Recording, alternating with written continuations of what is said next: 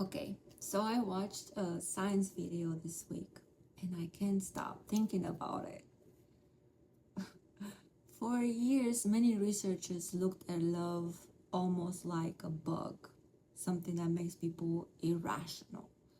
Love can make us overlook flaws, move across the world, spend enormous amounts of time and energy on another person, and sometimes days when logic tells us to leave. From a purely rational perspective, love can look almost stupid. But then, scientists started asking a different question. What if love wasn't meant to make us more rational? What if it evolved because it helped us survive? I don't think most people realize just how unusual human babies are. For example, a baby deer can walk within hours. Baby turtles hatch and they're basically on their own.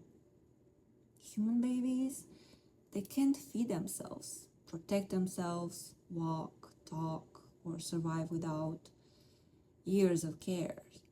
Years. From an evolutionary perspective, that's an enormous investment. Now, imagine if humans only experience lust. They reproduce, then they leave. Would enough children have survived? Maybe some, but probably not as many, because unlike many other species, human children benefit enormously from long-term caregiving. And that's where things become fascinating. Researchers have known for a long time that falling in love changes the brain. Dopamine, we have oxytocin, vasopressin. The system become involved in reward, bonding, and attachment. People often idealize their partner, they become deeply attached, and sometimes they don't think as objectively as they normally would. For years, that looked like a flaw. But one influential evolutionary perspective suggests something different. Maybe these changes weren't mistakes. Maybe they were features. Maybe evolution wasn't trying to create perfectly rational individuals.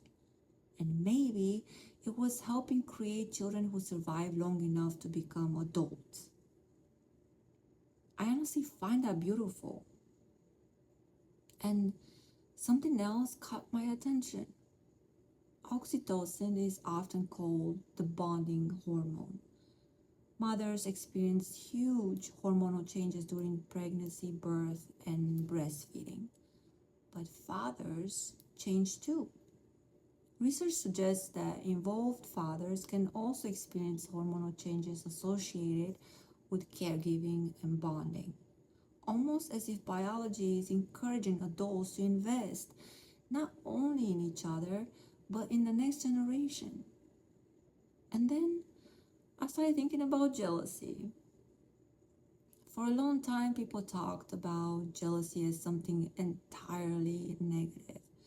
But some evolutionary psychologists have suggested it may also have served a function, helping people notice threats to important relationships or parental investment. Well, that doesn't mean every jealousy behavior is healthy, far from it. It simply means that even emotions we dislike may have evolved because in certain situations, they once helped people protect something valuable. And then my mind went somewhere else. I started wondering, what happens when children don't grow up experiencing stable, loving relationships? Well, developmental psychology has shown us that early relationships matter. Children who experience consistent, emotionally available caregivers are on average more likely to develop secure attachment.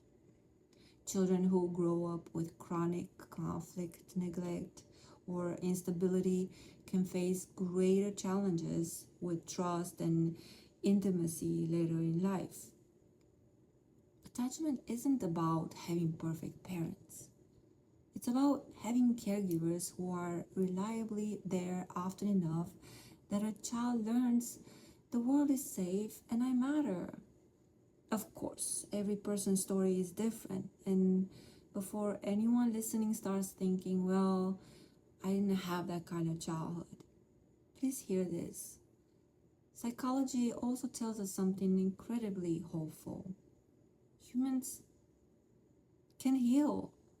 Healthy relationships, therapy, friendships, mentors, they can all help reshape how we experience relationships.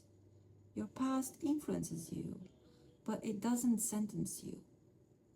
And then the poet in me couldn't stop thinking whether you believe this happened through evolution or through God's design or somehow through both, I find something incredibly moving about it.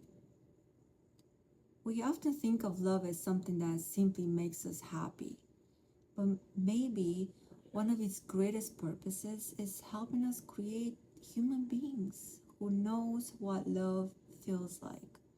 Maybe love was never only about romance. Maybe it's one of those ways humanity teaches itself how to be human. Every generation teaches the next generation what love feels like. And maybe that's one of the most important things we'll ever pass on. And if that's true, then every emotionally healthy relationship isn't just changing two lives, it's quietly shaping the next generation. Well, I'd love to hear what you think. Do you see love mostly as chemistry, as evolution, as something spiritual, or perhaps, or all three? And if you enjoy exploring psychology, science, and the questions that make us see ourselves a little differently, I'd love to have you here. Subscribe because this is exactly what we're going to explore together, one question at a time.